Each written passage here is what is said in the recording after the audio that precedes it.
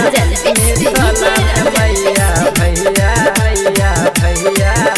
भैरो पे सवार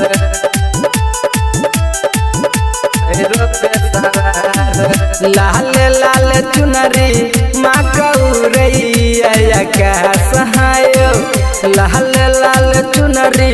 माँ गौरैया का सैलखिना मिथिला में मैया भैया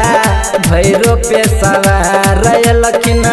मिथिला में मैया भैया भैरो पे सवार गजब के मुकुट महक गजब सिंगार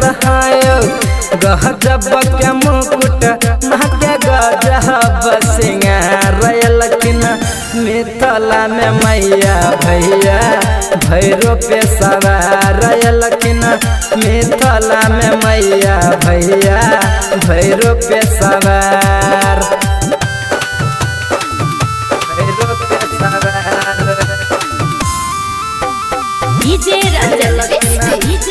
मैया भैया भैया भैया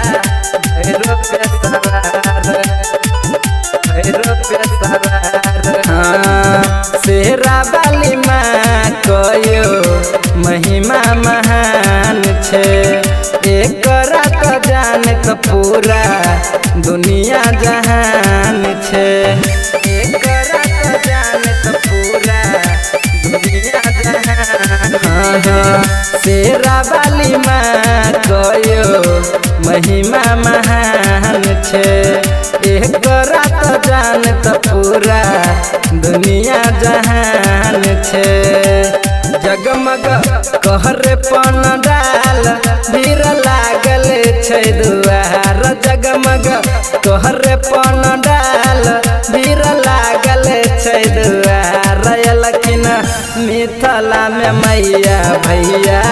भैरो पे सवार लखिना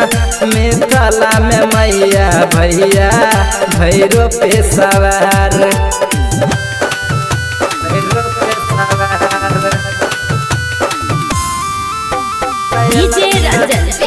मैया भैया भैया भैया भैरो पे सवार